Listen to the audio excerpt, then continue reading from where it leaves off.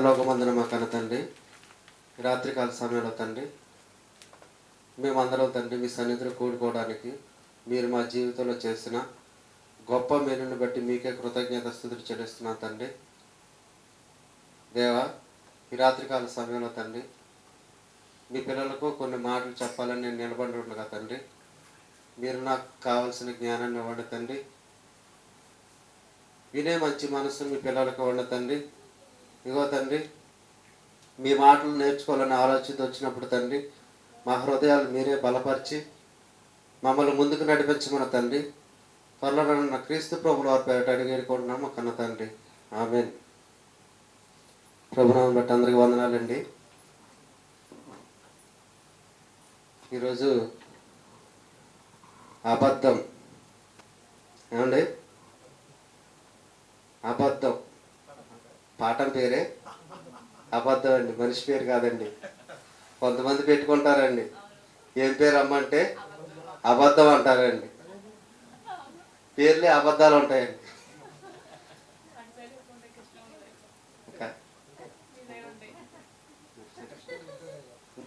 మా చుట్టాల్లో ఉన్నారండి, ఏం పేరంటే అబద్ధం అంటారండి. అయితే అబద్ధం అని చెప్పుకోవచ్చు, లేదంటే నాలుక గురించి అయినా చెప్పుకోవచ్చండి. సామెతల గ్రంథం 6వ అధ్యాయం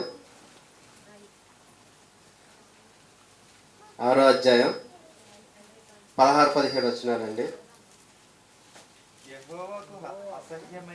యెహోవాకు అసహ్యమైనవి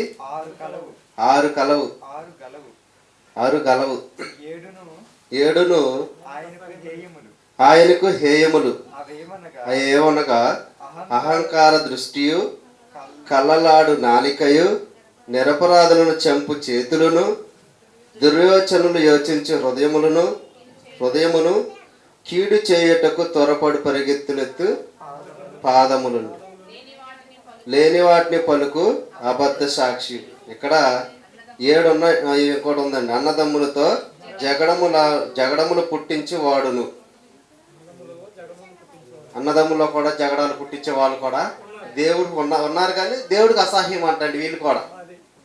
అయితే ఈరోజు మనం దీంట్లో రెండోది చూడండి, కళ్ళలాడు నాలుక అండి. అబద్ధాలు చెప్పే నాలుక. అయితే ఈ నాలుకను ఎవరు ఏర్పాటు చేశారండి? దేవుడే ఏర్పాటు చేశారండి. మన కొరింథీ పత్రికలో చదివినప్పుడు దేవుడు అవయవములను ప్రతిదాని తన చిత్త ప్రకారము శరీరంలో ఉంచినని ఉంటుందండి కొరింథీ పత్రికలోనండి. దేవుడు అవయవములను ప్రతిదానిని తన చిత్త ప్రకారం చేసెను, శరీరంలో ఉంచెను.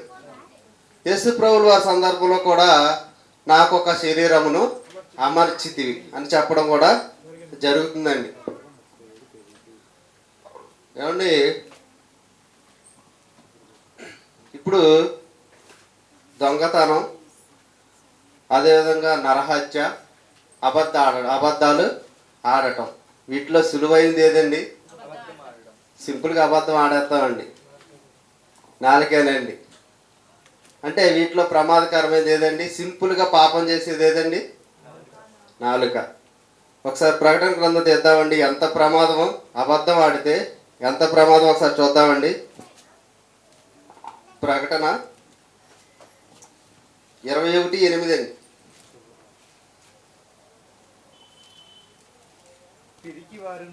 పిరికివారును అవిశ్వాసులను అసహ్యులను నరహంతకులను వ్యభిచారులను మాంత్రికులను విగ్రహారాధకులను అబద్ధికులందరూ. ఏమండి, అబద్ధికులందరూ అంటే అబద్ధం చెప్పేవాళ్ళు అందరూ ఏ లిస్టులో పంపించారండి? దేవుడు అగ్ని గంధకములతో మండు గుండములో పాలు పొందుదురు. ఇది 2వ మాట అండి. అబద్ధంలు ఆడేళ్ళు ఎక్కడ ఉంచుతాను అన్నాడండి దేవుడు? నరకానికి పంపిస్తాను అన్నాడండి. ఇక్కడ పిరుకువారికి అదే శిక్ష, అబద్ధంలు ఆడేవారికి అదే శిక్ష, అవిశ్వాసులకు అదే శిక్ష, అబద్ధం చెప్పేవారికి అదే శిక్ష. అంటే ఈ శిక్షను ఏం చేస్తున్నారంటే ప్రతిదాన్ని మనం టాలీ చేసుకున్నట్లయితే ఇది చిన్నదిగా కనపడవచ్చు అబద్ధం అనేది, కానీ ఇటు సైడ్ ఏమున్నాయండి? పిరికివారు, అవిశ్వాసులు, నరహత్య చేసేవారు, వ్యభిచారులు, విగ్రహారాధకులు, మాంత్రికులు, ఇటువైపు బడా తప్పులు చేసేవారు, పాపాలు చేసేవారు. ఇదే పక్క ఏముందండి? చిన్న పాపం అంటే అబద్ధం. దీన్ని కూడా దేవుడు ఏం చేశాడండి? దాంట్లో కలిపేశాడు. అంటే అబద్ధం ఎంత ప్రమాదం అండి. అబద్ధం ఆడినా నరకానికి వెళ్ళిపోతామండి. అది నెక్స్ట్ వస్తుందండి. ఇప్పుడు దొంగతనానికి అయితే ప్రాక్టీస్ అవసరం అండి. అదే చోరకళ అంటారు, చోరకళ అంటారు, కానీ అది చేస్తే దెబ్బలు తప్పవండి. కానీ దొంగతనాన్ని, ఈ అబద్ధం ఆడడానికి ప్రాక్టీస్ అవసరం అండి. సింపుల్గా అబద్ధం ఆడేస్తారండి. ఒక సందర్భంలో కొట్టుకాడికి వెళ్ళి మా ఆవిడ టమాటాలు తెమ్మందండి. నేను మర్చిపోయానండి. మధ్యదారిలోకి వెళ్ళిన తర్వాత గుర్తొచ్చిందండి. సరే నేనేం చెప్పానంటే, ఆ కొట్టుగా టమాటాలు లేవు, రేపు తెస్తానన్నారు అన్నానండి. లేదు అలా చెప్పలేదు అనుకోండి, నల్లి తిడుతుందని నేనేం చెప్పా, కొట్టుగా టమాటాలు లేవని చెప్పేసానండి. అంతేనండి. అంటే ఏదోటి అబద్ధం చెప్పాలనే ఉద్దేశంతో, తిట్లు తినకుండా ఉండాలనే కారణం చేత చెప్పడం జరిగిందండి. అయితే మొట్టమొదట అబద్ధం ఎక్కడ జరిగిందండి? మీరు బ్రిలియన్స్ కాబట్టి ఇది నిజమన్న దగ్గర ఒకసారి దేవుడు వచ్చి చెప్తారు, మీ తోట ఫలాలు అన్నీ తినొచ్చమ్మా, తోట మధ్యలో ఉన్న పళ్ళం మాత్రం తినకూడదంటే దేవుడు అప్పుడు చెప్తారు కదండి, మీరు తినుదినమున నిశ్చయముగా చచ్చేదంటే అప్పుడు అపవాదం వచ్చి ఏమంటాడండి? చావరం, అదేం జరగని పని అని మొట్టమొదటి అబద్ధం ఇక్కడ జరగడం అనేది చూడొచ్చండి. ఆది కాండంలోనే ఎందుకు చూసుకోవాలండి? మనం ఆది కాండం నేర్చుకునేటప్పుడు ప్రతి దాని ఆది ఎక్కడ ఉంటుందండి? ఆది కాండంలోనే ఉంటుంది. కాబట్టి మనం ఆది కాండంలోనే చూసుకోవాలండి. అయితే ఫస్ట్ అబద్ధం ఎక్కడ జరిగిందండి? ఆది కాండంలో అపవాది చేత ఫస్ట్ అబద్ధం కూడా జరిగిందండి. యోహాను సువార్త 8వ అధ్యాయము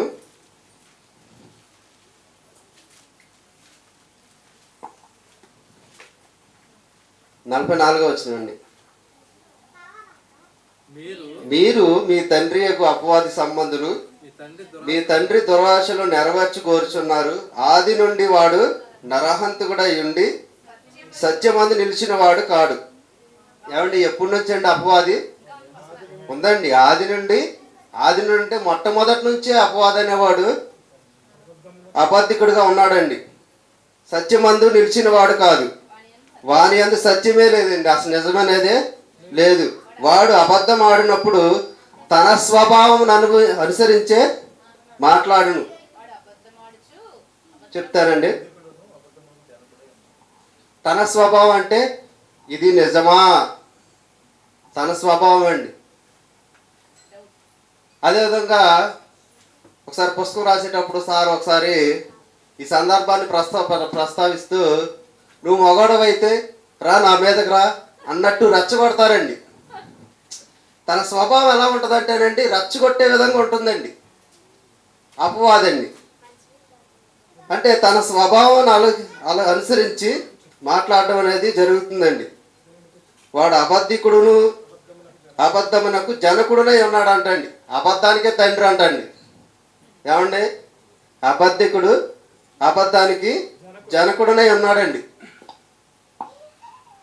అదేవిధంగా అండి, ఇద్దరు దంపతులు ఉన్నారండి, అబద్ధాలు చెప్పే దంపతులండి వీళ్ళు,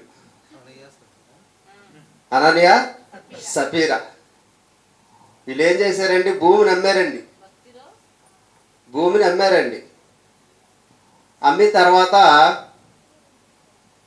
అమ్మా ఈ భూమిని ఎంత రేటుకి అమ్మారంటే వీళ్ళిద్దరు ఆల్రెడీ ఇంటికాడ భార్య భర్తలు ఇద్దరు మాట్లాడుకున్నారండి. వాళ్ళని ఎంత అంటే ఎంత అని చెప్పని ఇద్దరు అనుకున్నారండి. ఫస్ట్ భర్త వచ్చాడండి పేదరి గారి దగ్గరికి వచ్చి, అనన్య భూమిని ఎంత రేటుకి అమ్మారంటే ఏమన్నారండి? అవును ఎంత రేటుకే అమ్మానని చెప్పారండి. నీవు నన్ను మోసం చేయొచ్చు కానీ పరిశుద్ధాత్మను మోసం చేయలేవని పేతురు గారికి తెలిసిపోయిందండి విషయం అంతా. వెంటనే ఏం జరిగిందండి? అతడు భూమి మీద కుప్పకూలి చనిపోవడం అనేది జరిగిందండి. తర్వాత భర్తను ఎత్తుక్కొని భార్య వచ్చిందండి. భార్య వచ్చినప్పుడు ఏమవుతుందండి? మళ్ళీ భార్యను కూడా అడుగుతారండి పేతురు గారు, మీరు ఎంత రేటుకి అమ్మారంటే ఏం చెప్తారండి? అవునండి ఎంత రేటుకే అమ్మడం జరిగిందని చెప్తారండి. అయితే అదేవిధంగా ఈవిడ కూడా చనిపోవడం అనేది జరుగుతుందండి. వీళ్ళిద్దరు ఎలా చనిపోయారండి? ప్రవక్త దగ్గర అబద్ధం ఆడడం వల్ల చనిపోయారండి. కాబట్టి అబద్ధం అనేది ఎంత ప్రమాదం అండి? చాలా ప్రమాదం అండి. అదేవిధంగా యాకోబు పత్రిక చూద్దామండి ఒకసారి.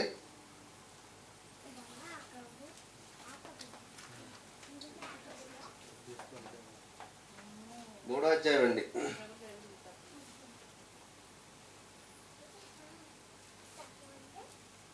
3వ అధ్యాయం అండి 5వ వచనం అండి. అలాగుననే నాలుక కూడా చిన్న అవయమైనను బహుగా అదిరిపడును. చాలండి. నాలుక ఎంత ఉంటుందండి? చిన్నగా ఉంటుందంటండి. బహుగా అదిరిపడు అని ఉంటుందండి. ఏమంటే చిన్న ఎగ్జాంపుల్ చెప్తానండి. ఇద్దరు మనుషులు దెబ్బలాడికి వెళ్ళారండి. ఇటేపోడు ఎంత ఉంటాడండి, అవతలోడు ఎంత ఉంటాడండి. ఏమండి అతను బాగానే ఉంటాడండి, ఎత్తుగా ఉన్న అతనండి. పొట్టుగా ఉన్నాడు ఏం చేస్తాడండి? దాన్ని వదలరా అంటా ఉంటాడండి. వదిలిన తర్వాత ఏం చేస్తాడండి? వెళ్ళడండి, ఇక్కడే ఉండి పట్టుకున్నాడని నన్ను వదులు అంటా ఉంటాడండి. ఈయన ఉన్నది ఎంతే, ఆయన ఉన్నది అంతే ఎత్తు.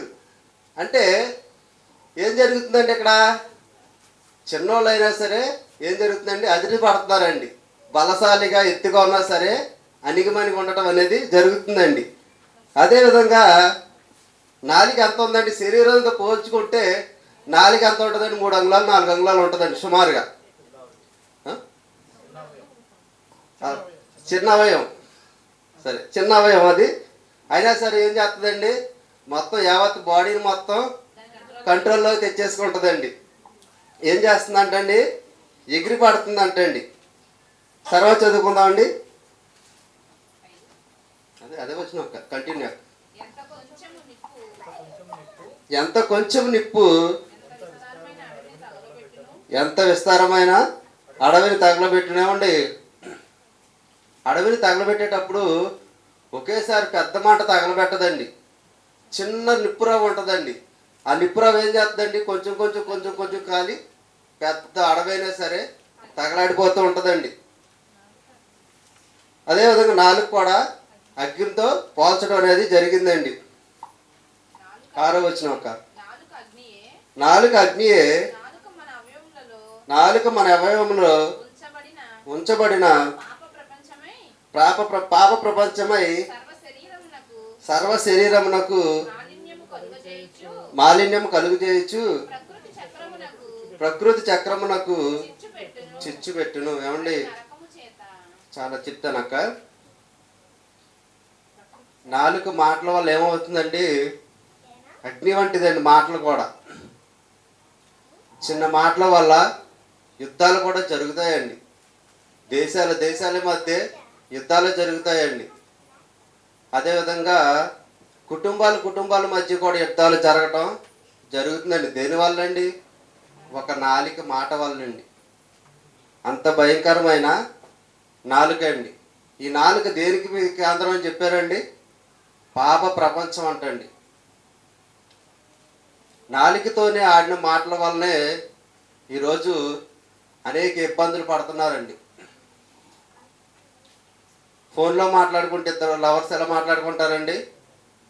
దానికి మూల కారణం ఏదండి? నాలుకే. నాలుక నుంచే స్టార్ట్ అవుతాయండి.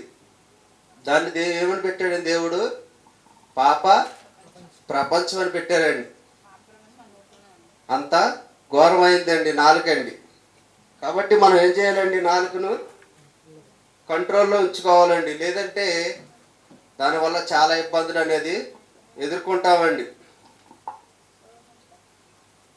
ఏమంటే ఇద్దరు భార్య భర్తలు ఉన్నారండి. భర్త భార్య దగ్గరికి వెళ్ళి నువ్వు చాలా అందంగా ఉన్నావంటే ఎలా ఉంటుందండి? సంతోషపడుతుంది. భార్య సంతోషపడుతుంది. లేదు నువ్వు నల్లగా మసిమొక్కలాగా ఉన్నావంటే ఎలా ఉంటుందండి? ఏమండి ఫీల్ అవుద్ది. అంటే ఫస్ట్ సంతోషంగా అంటే అందంగా ఉన్నావు అన్నది ఈ నాలుకే. బాగులేదు నల్లగా ఉన్నదాన్ని కూడా ఎవరండి? ఈ నాలుకే. అంటే నాలుక వల్ల ఎంత ఇబ్బంది ఉందండి. మనం మాట్లాడే మాటను బట్టి మార్కులు పొందాలన్నా దెబ్బలు తినాలన్నా నాలుకలోనే ఉందండి. నాలుక అంటే వీపుకు భయం అంటండి. నాలుక అంటే వీపుకు భయం అంటండి. ఇది మాట్లాడి నోట్లోకి వెళ్ళిపోద్దండి ఏం తెలియనట్టు. వీపు ఏం చేద్దండి? దెబ్బలు కాస్తుందండి. ఇది అన్న మాటలకి ఎవరు దెబ్బలు తింటున్నారండి? వీపు దెబ్బలు తింటుంది. అందుకనే నాలుగంటే వీపుకు భయం అంటండి. అదేవిధంగా మన జీవితంలో మంచి రోజులు చూడాలంటే ఏం చేయాలి ఒకసారి చూద్దామండి. 1 పేతురు 3 10 జీవమును ప్రేమించి మంచి దినములు చూడగోరువాడు. అంటే మంచి రోజు చూడగోరువాడు చెడ్డదాన్ని పలకకుండా తన నాలుకను కపటపు మాటలు చెప్పకుండా తన పెదవులను కాచుకోవాలంటండి. ఏమండి మన జీవంను ప్రేమించి మంచి రోజు చూడాలంటే ఏం చేయాలండి? చెడ్డదాన్ని పలకకుండా మన పెదవులను నాలుకను కాచుకోమంటున్నారండి.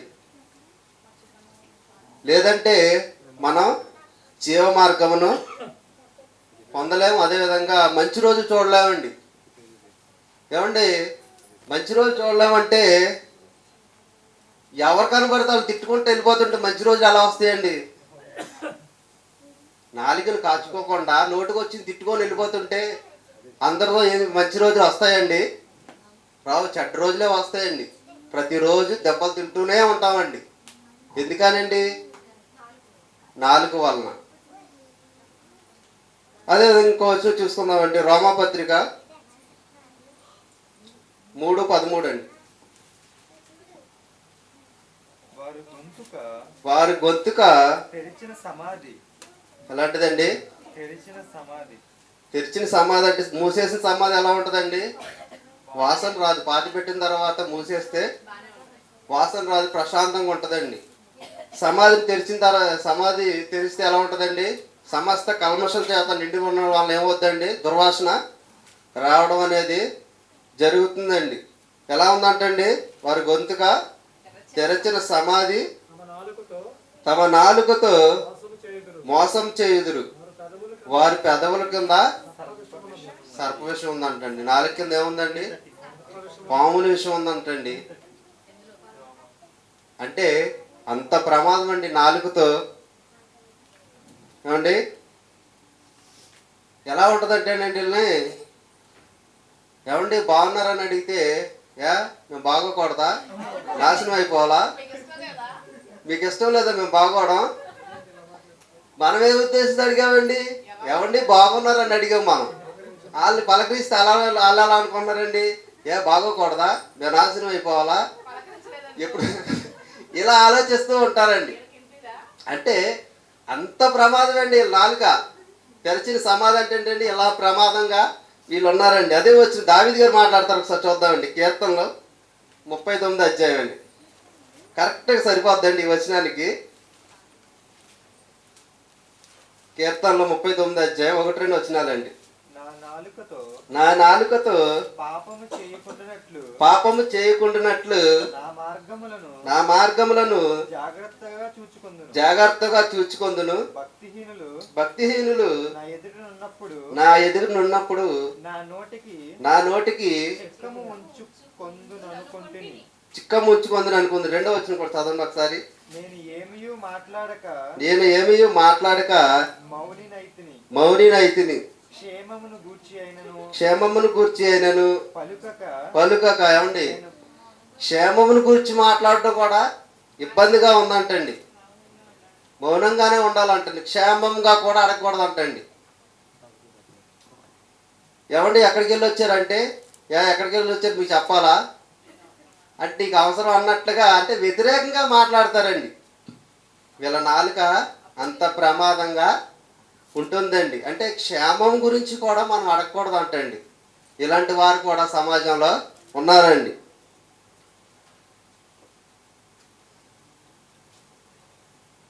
అయితే ఇక లాస్ట్గా చూసుకుందామండి. సామెతల గ్రంథం అండి, 18వ అధ్యాయం 21వ వచనం అండి.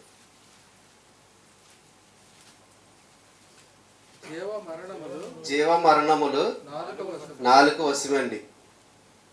జీవమైన మరణమైన ఎవరి వశం అంటండి? నాలుక వశమండి. అంటే మన నోట దేవుని గురించిన మాట వస్తే పరలోకం అండి, జీవమండి.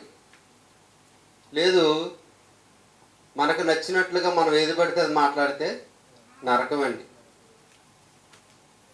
ఒక మాటలో చెప్పాలంటే, చెడ్డ మాటలు మాట్లాడితే నరకానికి దారి తీస్తుందండి. మనుష్యుడు పలుకు ప్రతి వ్యర్థమైన మాట గురించి తీర్పు దినాన లెక్కప్ప చెప్పాల్సి వస్తుందండి. కాబట్టి దేవుడు ఈరోజు నాలిక ఎంత ప్రమాదకరమైందో మనకు తెలియజెప్పడం జరిగిందండి. సాధ్యమైనంత వరకు మాట్లాడకుండా ఉండడమే మంచిదండి. అందుట్లో ఈ రోజులు మరీ భయంకరంగా ఉన్నాయండి. ఎవరిని కెలికినా సరే దెబ్బలాట్లకే చూస్తున్నారండి, గొడవలకే చూస్తున్నారండి. కాబట్టి సాధ్యమైనంత వరకు మాట్లాడకుండా అంటే కుటుంబ సభ్యులతో మన ఫ్యామిలీగా మాట్లాడుకోవచ్చండి. ఇతరులతో అనవసరంగా మాట్లాడకుండా దావీదు గారు చెప్పినట్లుగా దివారాత్రము యెహోవా ధర్మశాస్త్రమునందు ఆనందించుచు ధ్యానించడం మన జీవితానికి మంచిదండి, ధన్యత కలుగుతుందండి. కాబట్టి ఈ రోజు నుంచి నాలుక వల్ల ఎటువంటి ఇబ్బందులు రాకుండా సరిదిద్దుకుందామండి. ఈ కొద్ది మాటలను ముగిస్తున్నానండి. ప్రియా పరలోకమందున మా కన్న తండ్రి, అయ్యా మీరు నాకు ఇచ్చిన జ్ఞానంతో మీ పిల్లలకి తండ్రి కొన్ని మాటలు చెప్పాను తండ్రి. వీటిలో ఎక్కడైనా తప్పులు ఉంటే దయతో మన్నించండి తండ్రి. అయ్యా నాలుక ఎంత ప్రమాదకరమైందో మేము నేర్చుకున్నాం తండ్రి. అదేవిధంగా అబద్ధం ఆడుట ఎంత ప్రమాదం కూడా ఈరోజు నేర్చుకున్నాం తండ్రి. మా జీవితంలో తండ్రి ఇంకా ఏమైనా చిన్న చిన్న లోటుపాట్లు ఉంటే వాటిని సరి చేసుకుంటూ ముందుకెళ్ళడానికి మీ కృప సహాయం దయచేయమని తండ్రి. త్వరలో క్రీస్తు ప్రభువుల పేరు అడిగి వేడుకుంటున్నాం మా కన్న తండ్రి. ఆమేన్.